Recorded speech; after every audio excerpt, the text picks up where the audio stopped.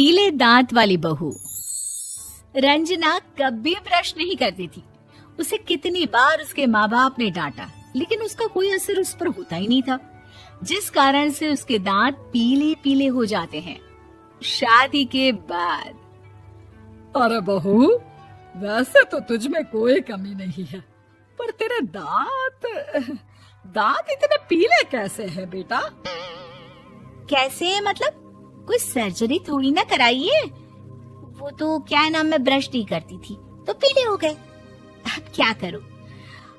आप कहे तो लाल करवा लूं या फिर काले? यार ये क्या है, क्यों माँ से लड़ रही हो?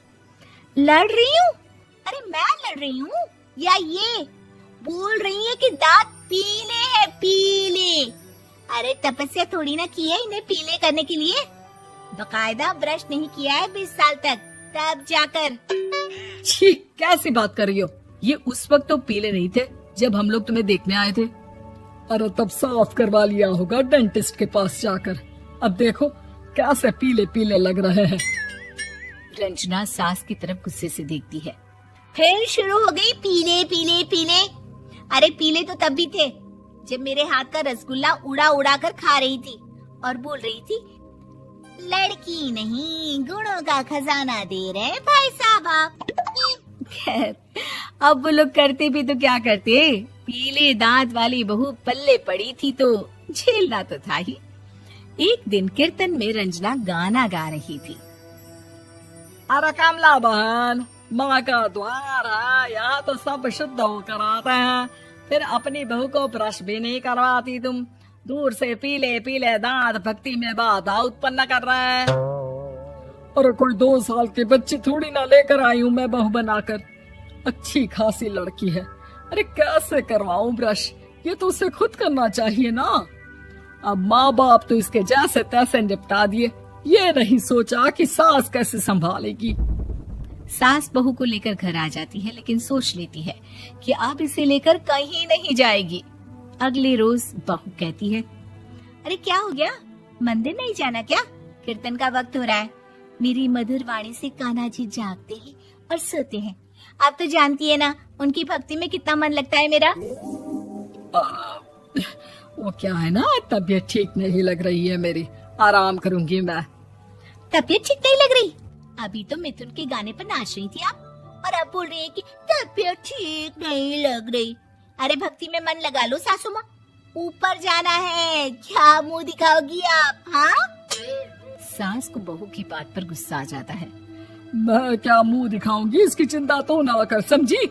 अपने मुंह की चिंता कर, जो ये पीले पीले दांत लेकर हर जगह पहुंच जाती है। पता है लोग कितना मजाक बनाते हैं। ना जी ना, मैं नहीं जाना कहीं तेरे साथ। तो ये बात है। कोई ना, मत जाओ, मैं अपने कमरे में ही बैठकर भक्ति कर लूंगी। ऊपर वाला दांत थोड़ी ना देखता है, मन देखता है, भावना देखता है। और अरे बस बस, तू सब कुछ दिखा, बस ये सफेद चमकदार दांत ना दिखाना किसी को, है? जा यहाँ से। बहू को सास की बात का कोई फर्क नहीं पड़ता, वो तो जैसी थी वैसी ही रह जाती है। सुबह नहाकर किचन में खाना बनाना, फिर खाना खाना, कीर्तन भजन करना और सो जाना। एक दिन, माँ जी मैं सहेली के घर जा रही हूँ, शाम को लेट आऊंगी।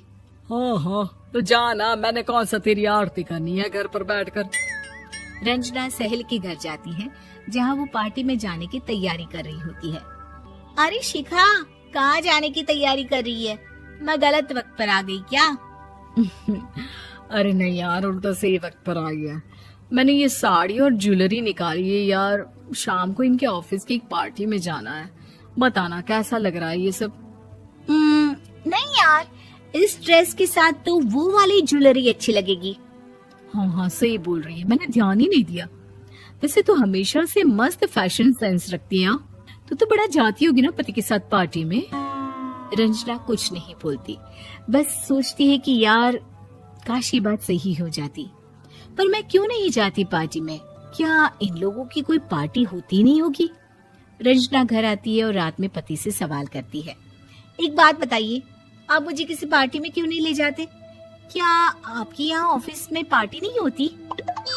पति बेचारा क्या कहता कि दांत पीले हैं तुम्हारे इसलिए। अरे कोई पार्टी होती नहीं हम लोगों के ऑफिस में, तो कहाँ से लेकर जाऊं? और मार्केट, मॉल, कहीं वीकेंड घूमना, कहीं तो। अरे यार सारे हफ्ते में एक छुट्टी मिलती है, तो सोचता हूँ कि आराम ही कर लूं। क्यों? रंजना मन मार के रह जाती है। पहले कभी सास के साथ मंदिर जाया करती थी, लेकिन वो भी सास ने ले जाना बंद कर दिया। घर बैठी बैठी रंजना बोर हो जाती है। तभी उसे आइडिया आता है और वो मायके जाने का सोचती है। सासू माँ, 2 दिनों के लिए मम्मी के घर जा रही हूँ। अच्छा अच्छा ठीक है, आराम से जा। और हाँ, माँ से कुछ अच्छी आदत सीख कर आना कि कैसे शरीर के हर भाग की तरह दांतों की सफाई भी जरूरी होती है, समझी? शुरू हो गई ना आप। वो लोग आपकी तरह नहीं है कि छोटी छोटी बात का बतंगड़ बना दे। उन लोगों के लिए मैं मायने रखती हूँ, ना कि मेरे पीले पीले दांत। रंजना माँ को बिना बताए उन लोगों को सरप्राइज देती है, लेकिन जैसे ही वो दरवाजे पर पहुंचती है, अंदर देखती है कि घर वाले कहीं जा रहे होते हैं। अब माँ, काश रंजना दीदी के दांतों वाली प्रॉब्लम नहीं होती, तो वो भी हम लोगों के साथ चलती ना बुआ जी की बेटी की शादी में। हाँ बेटा, लेकिन अब उसे कौन समझाए कि उसको उसके पीले दांत नहीं दिखते, लेकिन उसके आसपास के लोगों को कितना एम्बैरेसिंग फील कराते हैं। मुझे तो कितनी बार उसके स्कूल की टीचर ने शिकायत की कि उसके साथ कोई लड़की बैठना भी नहीं चाहती, और ना ही कॉलेज में कोई उससे बात करना चाहता था। लेकिन पता नहीं क्यों उसे ये बात समझ में ही नहीं आती। कोई कमी नहीं है उस लड़की में, बस यही कि दांत पीले हैं। वो तो भला हो जीजा जी और उनकी माँ का, जो दीदी को जैसी है वैसे ही रखा हुआ है। रंजना को अपने घर वालों की बात सुनकर बहुत दुख होता है। वो सोचती है कि वो क्या करे, लेकिन फिर वो सीधा डेंटिस्ट के पास जाती है, अपने दांत चमकाती है और कसम खाती है कि वो रोज ब्रश करेगी। अरे क्या हो गया? तुम तो 2 दिनों के लिए गई थी ना, पर कोई ना, अच्छा है, चलो आ गई तो। रंजना सास के सामने आकर खड़ी हो जाती है और पूरी स्माइल करती है, उसके चमकदार दांतों को दिखाती हुई। हैं? चले मंदिर? माँ, मुझे माफ कर दीजिए, मैंने आप लोगों को बहुत एम्बैरेसिंग फील करवाया।